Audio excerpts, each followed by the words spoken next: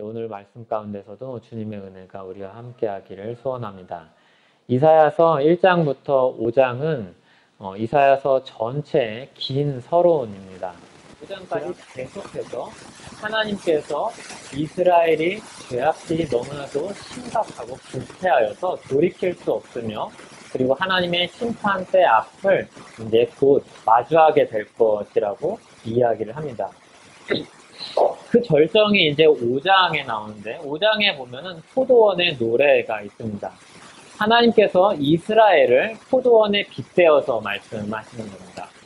포도원을 하나님께서 농부처럼 아주 극상품 포도를 심고 극진히 보살펴서 이렇게 심었는데, 오랫동안 잘 이것을 심었는데, 이스라엘은 들포도를 맺습니다. 그저 상품성이 좀 떨어져서 B급 포도를 맺는 게 아니라 아예 다 폐기해야 될 그런 포도를 맺는 것입니다. 이것은 비유죠. 이스라엘이 그렇게 부패하여서 하나님께서 베푸신 은혜의 반대편에서 아주 멀리 떠났다는 이야기입니다. 하나님은 이 이스라엘 통해서 하나님 나라가 얼마나 공의롭고, 그리고 그 안에 얼마나 따뜻한 사랑이 있는 곳인지 사람들에게 보여주길 원하셨지만, 이스라엘은 오히려 패역하여서 주변에 있는 사람들보다도 오히려 못한 아주 부패한 나라가 되었습니다. 이 나라 안에는 공의가 없고 오히려 포악이 횡행하는 나라였습니다. 이 이스라엘에 대한 하나님의 심판은 누가 봐도, 객관적으로 본다면 누가 봐도 충분할 정도로 아주 정당한 그런 심판이었습니다. 그 정도로 철저하게 이스라엘이 망가졌다는 것이 1장에서 5장까지의 내용입니다. 그리고 6장에서 그런 이스라엘의 죄악을 배경으로 이사야 선지자를 부르는 겁니다. 이사야는 이렇게 철저하게 망가진 이스라엘에게 하나님의 말씀을 전하도록 부름받은 선지자입니다. 그리고 이사야 선지자가 부름받은 배경 중에 또 한 가지가 6장에 나옵니다. 6장 1절을 보면 우시야 왕이 죽던 해에 이렇게 시작을 합니다. 우시야 왕이 죽던 해에, 이것이 이사야 선지자가 부름받은 배경입니다. 아주 중요한 배경인데, 어떤 사람의 죽음은 시대의 변화를 가져오기도 합니다. 그 시대에, 그리고 그 나라에 많은 사람들에게 큰 영향을 미친 사람들이 죽었을 때는 그 시대에 변화를 가져옵니다. 우시야가 그런 사람이었습니다. 시대를 한마디로 하면 번영의 시대라고 이야기할 수 있습니다. 물론 마지막 10년 동안은 이 우시야가 교만하여서 하나님의 벌을 받아서 나병에 걸립니다. 그래서 아들 요담을 통해서 다스리는 기간이 있습니다. 그래도 그 이외의 시간들과 그 이외의 치세들은 모두 다 하나님 앞에서 선하게 다스린 왕이었고, 그리고 그 나라를 잘 이끌어간 왕이었습니다. 그런데 이 우시야가 죽었습니다. 이제 유다는 번영기의 내리막길에 들어선 겁니다.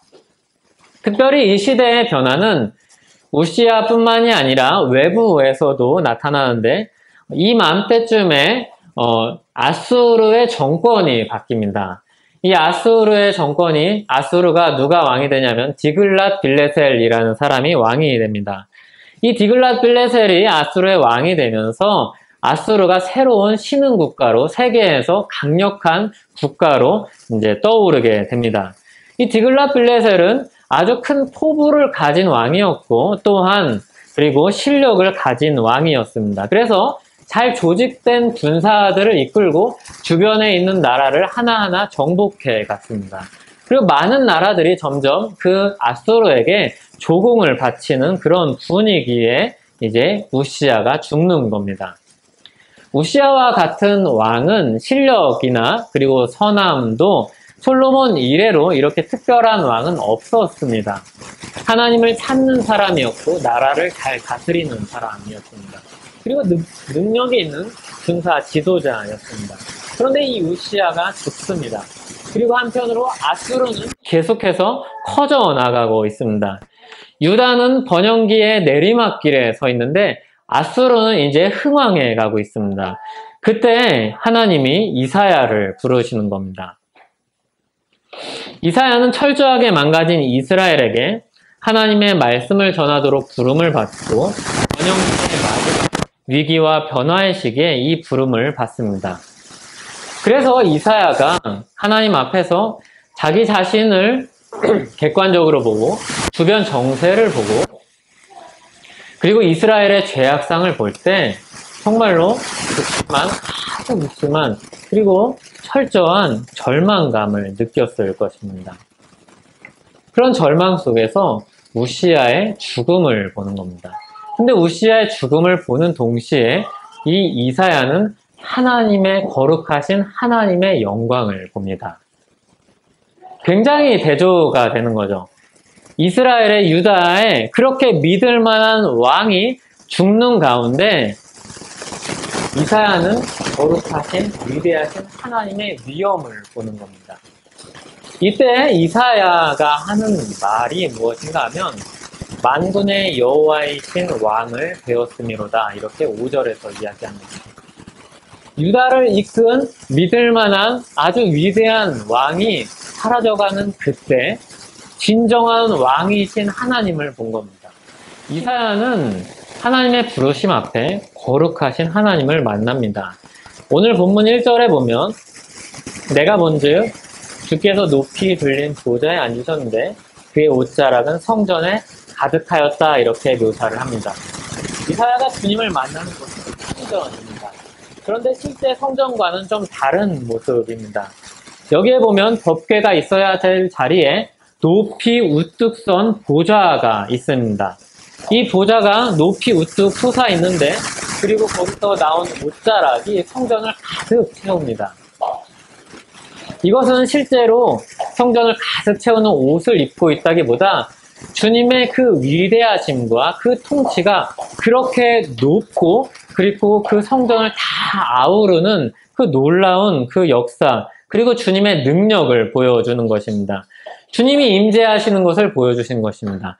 그 성전을 가득 채우는 그 임재하시는 그 역사 속에 이사야는 주님의 거룩한 능력의 통치를 보는 겁니다. 주변을 보니까 하나님을 섬기는 천사들이 서 있습니다. 스랍들이라고 불리는 천사들이 6 날개를 가지고 있습니다. 그 둘로는 얼굴을 가리고 그 둘로는 날고 그 둘로는 자기 발을 가리고 있습니다. 거룩하신 하나님 앞에 우리가 보기에 특별해 보이는 이 천사도 감히 얼굴을 내세울 수 없어서 자기 얼굴을 가립니다. 그리고 겸손하게 자기 발을 가립니다. 그리고 남은 2 날개로 날아다니면서 하나님께서 맡기신 일을 수종듭니다. 하나님께서 맡기신 일을 섬깁니다. 이 천사들이 그리고 하는 일이 있습니다. 수종들기도 하지만 주님을 찬양합니다. 3절에 보면 서로 불러 이르되 거룩하다 거룩하다 거룩하다 만군의 여호와여 그의 영광이 온 땅에 충만하도다 이렇게 노래합니다. 그리고 이사야 선지자가 어떻게 반응하는가? 5절입니다. 그때 내가 말하되 화로다 나여 망하게 되었도다. 나는 입술이 부정한 사람이요 나는 입술이 부정한 백성 중에 거주하면서 만군의 여호와이신 왕을 배웠음이로다 하였더라. 지금 당장은 거룩하신 하나님 앞에 자기의 부패성을 보면서 자신은 너무나도 두려운 것입니다. 화로다 나여 망하게 되었도다. 거룩하신 하나님 앞에 서니까 자신의 부정함 그리고 동족들의 부정함을 낱낱이 보게 되는 것입니다. 밝은 빛 아래 작은 허물까지도 낱낱이 드러나게 됩니다. 라고 이야기를 합니다. 말이 그 사람을 평가하는 그 사람 전체를 평가하는 시금석입니다.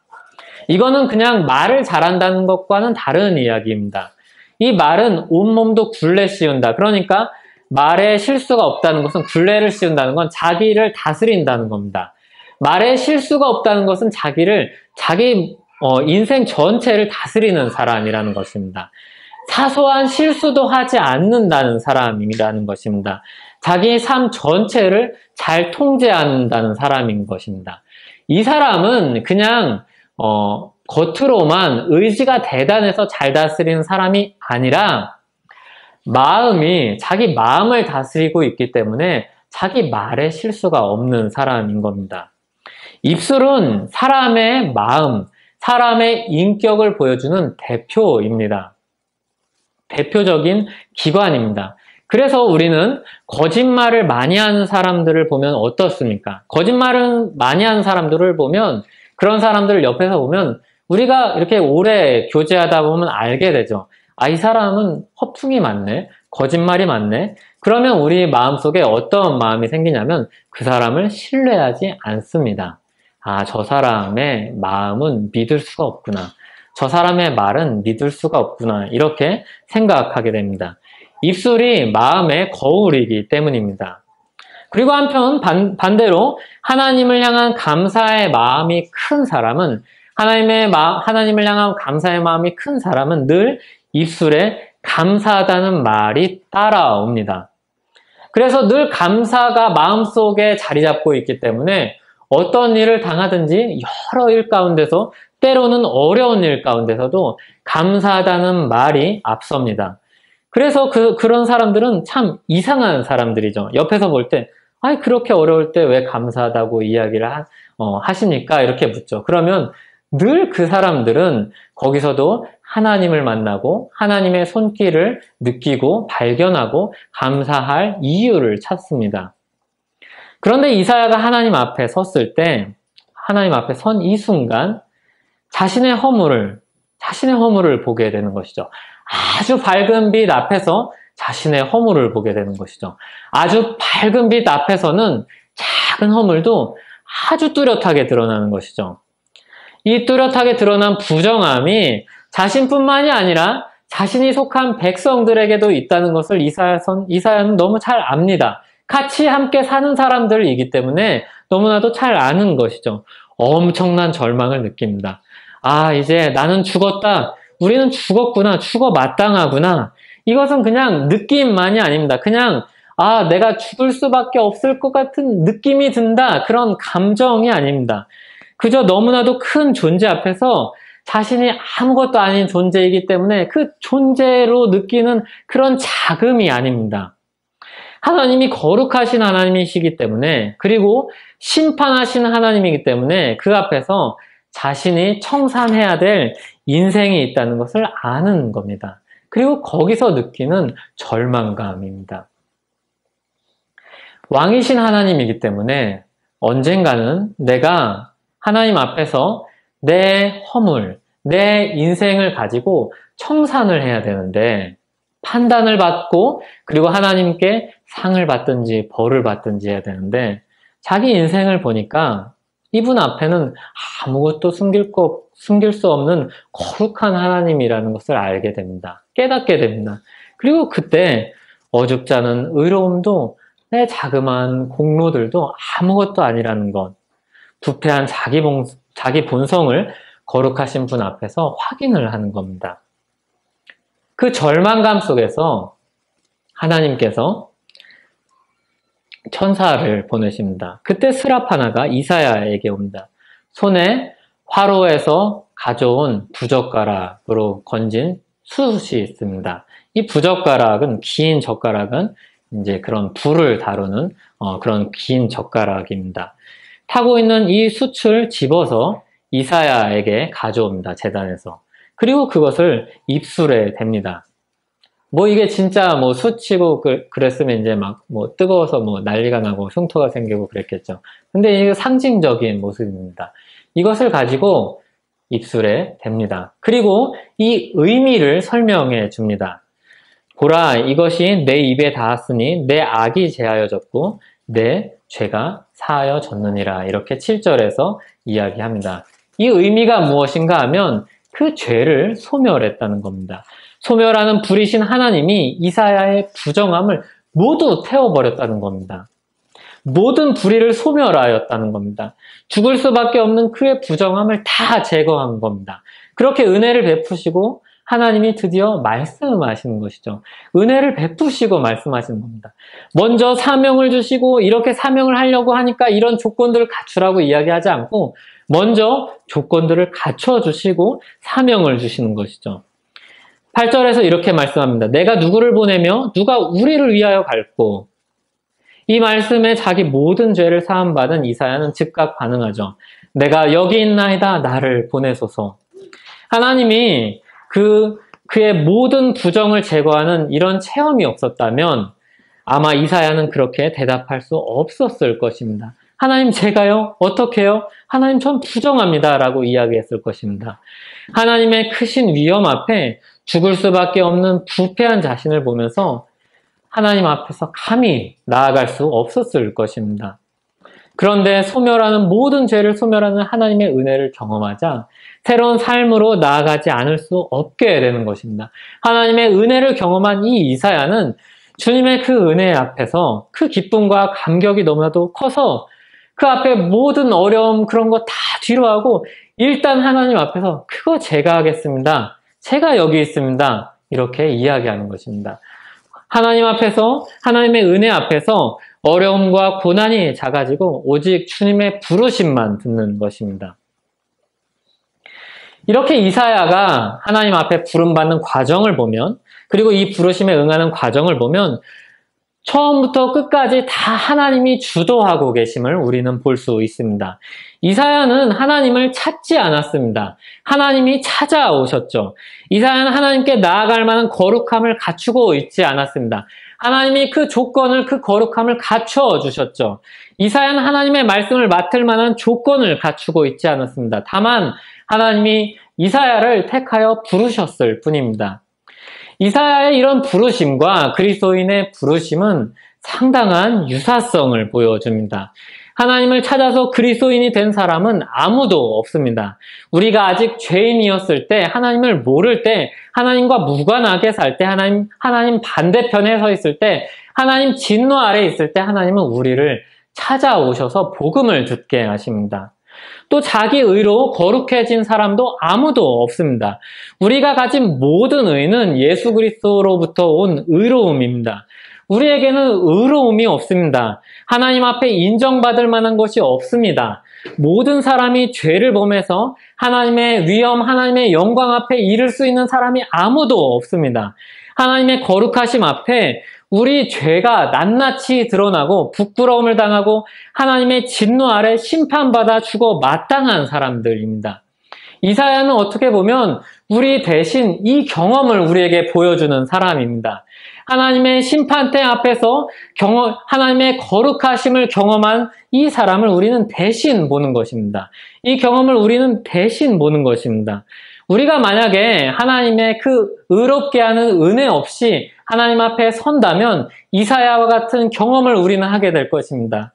하나님, 우리가 죽어 마땅한 존재입니다. 하나님, 저는 죽었습니다. 망하게 되었습니다. 이 고백이 이사야가 경험한 것처럼 고백한 것처럼 우리도 하나님 앞에 예수 그리스도의 은혜 없이 나아갔다면 이 경험을 하게 될 것입니다.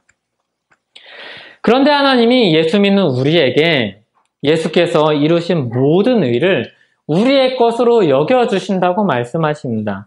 우리를 의로운 자로 대해주십니다. 예수 그리스도 안에서 우리의 모든 죄를 없이 하실 뿐만이 아니라 예수 그리스도의 모든 의가 내 것인 것처럼 예수 그리스도와 우리를 하나로 묶으셔서 연합하셔서 마치 예수 그리스도가 행한 모든 의가 그거를 다 우리의 것처럼 여겨주신다고 말씀하십니다. 그 모든 의를 우리에게 전가시켜 주십니다. 그리고 우리를 진짜로 의롭다고 불러주십니다. 누가 원수를 친구로 만듭니까? 누가 남의 죄악을 자신에게 돌립니까? 누가 대신 자기 목숨을 버려 죄인을 구원합니까? 이 은혜는 사랑 외에는 설명할 말이 없습니다. 은혜 외에는 대답할 말이 없는 것입니다. 이사야는 자신의 비참한 처지와 하나님의 놀라운 은혜를 경험하면서 마음속에 아마 감격이 넘쳤을 것입니다. 게다가 너무 놀라고 어안이 벙벙한데 주님의 말씀까지 맡기시니 전하는 그 사명을 맡기시니 너무나도 깜짝 놀랐을 것입니다. 주님이 나를 위해 갈까 할 때 내가 여기 있나라고 대답할 수밖에 없었을 것입니다. 아마 이사야가 여전히 죄악 가운데 있었으면 그렇지 않았을 것입니다. 하나님이 부르실 때 숨었던 아담처럼 숨었을 것입니다. 모세처럼 변명했을 것입니다. 여호수아처럼 두려워했을 것입니다. 요나처럼 도망갔을 것입니다. 하지만 하나님이 그를 찾아와서 모든 부정함을 태우는 그 은혜를 경험하니까 위로를 얻고 힘을 얻습니다. 감사가 넘쳐서 그 주님의 부르심에 응답하는 것입니다. 이 은혜가 이사야가 경험할 때, 이 은혜를 이사야가 경험할 때 이사야는 손들고 나아가는 것입니다. 왜 기도회 할 때, 왜 그런 특별한 집회할 때 사람들이 선교사로 헌신합니까? 그때 하나님의 특별한 계시가 와서 그런 게 아닙니다. 하나님의 은혜를 깊이 체험하고 하나님의 은혜를 깊이 경험하니까 자신이 뭐라도 해야겠다는 그런 부담을 느끼는 겁니다. 그런 부담감 속에서 자신이 손들고 주님 앞에 나아가는 것입니다. 그리스도인의 헌신은 이와 같습니다. 이 순서가 뒤집히면 자기 의가 되는 겁니다. 하나님을 마치 비친 자처럼 하나님, 제가 하나님 위해서 이것도 했죠. 하나님 위해서 이것도 했죠. 그러니까 하나님이 이걸 해주셔야지 마땅하지 않겠습니까? 라고 자기 의를 가지고 자기 공로를 가지고 하나님 앞에 나아갑니다. 그런데 그리스도인의 모든 헌신은 하나님께서 우리에게 베푸신 은혜에 대한 반응입니다. 이 은혜에 대한 반응이 어떤 사람에겐 굉장히 극적으로 나타나고 어떤 사람은 소극적으로 나타납니다. 그래도 이 모든 헌신은 그것이 크든지 작든지 간에 하나님 앞에서 하나님께서 주신 은혜에 대한 반응입니다. 이 헌신의 차이는 하나님의 은혜가 얼마나 큰지 아는 정도에 따라서 하나님께서 우리에게 베푸신 은혜가 얼마나 큰지 경험한 정도에 따라서 다르게 나타납니다. 누가 더 큰 은혜를 느낍니까? 누가 더 큰 헌신을 합니까? 하나님의 은혜를 더 많이 알고 더 많이 경험한 사람이 더 헌신하는 겁니다. 능력이 있는 사람이 헌신하는 게 아니라 더 많은 것을 가진 사람이 헌신을 하는 것이 아니라 대단한 사람이 헌신을 하는 것이 아니라 의지가 많은 사람이 헌신을 하는 것이 아니라 은혜를 더 크게 느낀 사람이 헌신하는 겁니다. 더 크게 헌신하는 겁니다. 그렇다고 이 은혜를 크게 느끼기 위해서 사도 바울 말처럼 은혜를 더하려고 죄를 우리가 더 지을 수 없습니다. 더 큰 은혜를 지으려고 더 깊은 죄에 갔다가 돌아올 수는 없습니다. 우리는 말씀을 통해서 인생의 비참함이 인생이 얼마나 하나님 앞에 보잘것없고 안개와 같고 죄악 속에 있는지를 확인합니다. 그리고 주님의 거룩하심이 얼마나 높고 위대한지 깨닫습니다. 이 차이를 아는 것입니다. 말씀을 통해서 이 차이를 확인하는 것입니다. 그리고 이 차이가 얼마나 큰지 알면 알수록 하나님의 은혜가 얼마나 큰지 알게 되는 것입니다. 정말로 구원받을 수 없는 사람이 구원을 받았다면 그 은혜가 큰 것이죠. 하나님의 거룩하심과 그리고 우리의 죄악을 알면 알수록 그 차이를 알면 알수록 은혜를 더 크게 알고 느끼는 것입니다. 은혜를 더 많이 누리고 싶으시다면 더 낮아지십시오. 은혜를 더 크게 누리고 싶으시다면 더 높아지신 주님을 만나십시오. 그 주님을 바라보십시오. 우리가 충분히 주님의 그 은혜와 그 거룩하심과 우리의 그 연약함과 그 비참함을 알 수 있도록 우리에게 주신 66권의 성경을 곳곳에 있는 그 말씀을 배우고 알아가십시오. 그리고 우리 지난 처지의 비참함을 더 깊이 자각하시기 바랍니다. 우울해지기 위해서가 아닙니다. 더 큰 은혜를 확인하기 위해서입니다. 내가 더 큰 죄악 속에 빠져나온 사람이라는 것을 알면 알수록 내가 더 큰 은혜를 받았다는 것을 알게 될 것입니다. 주님이 얼마나 높은 곳에서 낮은 곳으로 내려왔다는 것을 알면 알수록 우리는 그 풍성한 주님의 은혜를 더 알게 될 것입니다. 이 주님의 크신 은혜가 우리 모두에게 풍성하게 임하길 기도합니다. 그리스도인은 이사야와 같이 그리고 주님의 말씀을 맡은 사람들입니다. 대상이 다르고 그리고 직접적인 메시지가 다르지만 구원과 심판의 메시지가 있다는 것은 똑같습니다. 이제 예수 그리스도께서 오셔서 이 이사야의 말씀을 더 분명하게 드러내고 이 66권에 완성된 성경을 통해서 우리가 받은 이 말씀, 더 선명한 말씀을 우리가 가지고 있습니다. 이 구원과 이 심판이 우리에게 어떻게 주어졌는지 우리는 더 선명하게 알고 있습니다. 그리고 예수 그리스도 안에서 우리에게 더 이상 심판은 두려운 것이 아니라는 것을 우리는 압니다. 이 말씀을 가리켜서 우리는 복음이라고 하죠. 이 복음에는, 이 기쁜 소식에는 예수 그리스도의 십자가가 있습니다. 예수 그리스도의 십자가 은혜가 있습니다. 그래서 이 소식을 듣고 예수 그리스도를 마음으로 믿는 자마다 모두 다 이사야와 같은 죄를 속죄하는, 죄를 용서받는 그 경험을 하는 겁니다.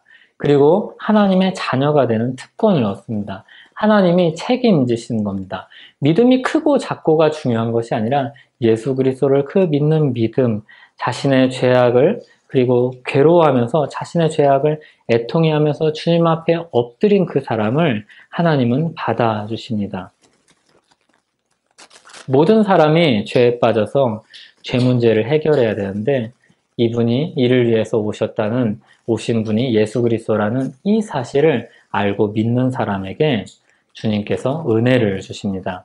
이 기쁜 소식이 우리에게 전해졌습니다. 그리고 우리는 이 복음 안에서 이 복음을 전하기도 하고, 그리고 우리 자신을 돌아보아서 주님을 닮은 사람으로 나아가기 위해서 더욱더 거룩하게 살려고 애를 쓰기도 하고, 또 주님의 교회를 세우기도 하는 것입니다.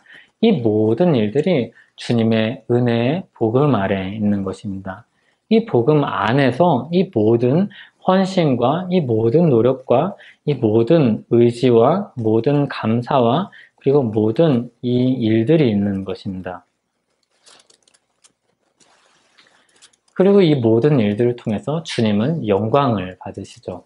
우리가 보잘것없어 보일지 몰라도, 별것 아닐 것 같아 보일지 몰라도 주님은 우리의 이 인생을 통해서, 이 복음을 듣고 돌이킨 인생을 통해서 주님은 자기의 이름을 맡기셨고 자기의 나라를 맡기셨고 자기의 뜻을 맡기셨습니다.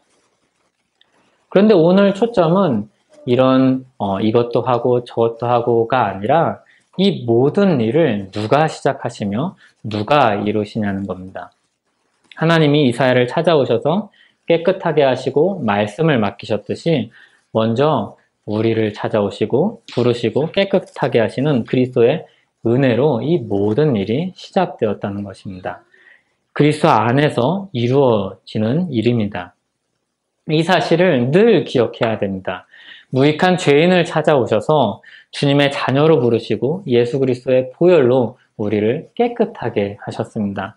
이게 먼저입니다. 늘 이게 먼저입니다. 아무런 일을 못해도 이것이 중요합니다. 아무런 일을 못하는 사람도 있습니다. 신체적으로 그리고 여러 가지 상황상 아무 일도 못하는 사람도 있습니다. 그래도 그런 사람들에게도 하나님은 예수 그리스도 복음을 듣게 하시고 그리고 깨끗게 하시고 주님께로 나오는 은혜를 주십니다. 그리고 그 은혜를 아는 사람들이 자기가 할 수 있는 반응을 하는 것이죠. 이 반응을 사람들이 알 수도 있고 사람들이 모를 수도 있습니다. 하지만 하나님은 아십니다. 그리고 하나님은 자신의 일을 그 사람에게 적절하게, 그 사람의 은사를 따라서 그 사람에게 적절하게 하나님의 일을 맡기십니다. 만일 여러분이 하나님의 일을 맡았다면 어떻겠습니까? 여러분이 나라를 대표해서 어디를 간다면 어떤 마음이겠습니까? 설레지 않겠습니까? 가슴이 벅차오르지 않겠습니까? 밤에 잠이 잘 오지 않지 않겠습니까? 우리에게 맡겨진 것은 주님의 거룩하신 이름과 그 주님의 뜻과 그리고 주님의 나라입니다. 우리의 모든 호흡은, 우리의 모든 인생은 예수 그리스도로 구원받은 이후로 모두 다 그분의 것이고 그분을 위한 것이고 그분을 나타내는 것입니다. 그래서 우리 신앙 선배들이 인생 최고의 목적이 하나님을 영화롭게 하고 그것을 기뻐하는 것이라고, 즐거워하는 것이라고 고백하는 것입니다. 나 같은 죄인에게 거룩하신 하나님의 이름과 그 뜻과 그 나라를 맡기셨다니 이것은 있을 수 없는 일입니다. 디모데후서 3장 1절에서 4절은 이 시대를 이렇게 설명합니다. 우리가 사는 세상은 이렇습니다. 사람들이 자기를 사랑하며 돈을 사랑하며 자랑하며 교만하며 비방하며 부모를 거역하며 감사하지 아니하며 거룩하지 아니하며 무정하며 원통함을 풀지 아니하며 모함하며 절제하지 못하며 사나우며 선한 것을 좋아하지 아니하며 배신하며 조급하며 자만하며 쾌락을 사랑하기를 하나님 사랑하는 것보다 더한다 이렇게 이야기합니다. 그리고 이 모든 설명을 가리켜서 말세라 이렇게 이야기합니다. 또 고통하는 때라 이렇게 이야기합니다. 이 말세, 이 고통하는 때, 이 모든 현상들을 우리가 보는데 거룩하신 하나님의 은혜를 깊이 새기며 내가 여기 있나이다 이렇게 응답하는 저와 여러분이 되기를 바랍니다. 좀 더 특별한 헌신을 하길 원하십니까? 그러려면 먼저 주님의 은혜를 경험해야 됩니다. 주님의 은혜를 경험하는 만큼 내 인생은 특별해질 것입니다. 내 인생이 별 볼 일 없어 보입니까? 그렇지 않습니다. 예수 그리스도 안에서 그런 인생은 없습니다. 별 볼 일 인생은 없습니다. 거룩하신 만군의 여호와이신 왕이 부른 인생입니다. 아무것도 아닌 인생은 없습니다. 다 특별한 인생입니다. 모두 주님의 일이 맡겨진 인생입니다. 모두에게 주님의 이름과 주님의 뜻과 주님의 나라가 맡겨진 인생입니다. 자부심을 가지십시오. 예수 그리스도 안에서 왕의 부르심을 받았다는 자부심을 가지십시오. 그리고 우리를 부르신 하나님의 은혜, 우리를 대신하여 십자가에 달리신 그리스도의 그 사랑을 붙들고 그 사랑 안에서 그 은혜를 기억하면서 주님께 더 나아가는 우리 모두가 되기를 소원합니다. 우리가 누구에게 속했는지, 우리가 누구의 일을 맡았는지, 우리의 인생이 얼마나 고귀한지 하나님은 오늘 이사야서 말씀을 통해서 다시 한번 깨닫게 하십니다. 그리고 하루하루 살아갈 힘과 위로와 방향성을 우리에게 일러주시는 것입니다. 같이 기도하겠습니다. 주님 감사합니다. 우리가 이사야를 통해서 우리가 어떤 죄에서 구원을 받은 사람인지 다시 한번 돌아와 보게 됩니다. 그리고 주님께서 우리에게 베푸신 은혜가 얼마나 큰지 다시 한번 생각하게 합니다. 주님, 우리가 예수 그리스도를 믿고 그 안에서 주님께서 주신 그 은혜, 그 풍성한 은혜를 깊이 경험하게 하여 주시옵소서. 그저 알 뿐만이 아니라 그것을 경험하게 하여 주시옵소서. 느끼게 하여 주시옵소서. 그래서 주님 앞에 엎드려서 내가 할 수 있는 일들을 하다가 주님 앞에 그 소망의 나라에 이르도록 주님 우리를 인도하여 주시옵소서. 예수님의 이름으로 기도하옵나이다. 아멘.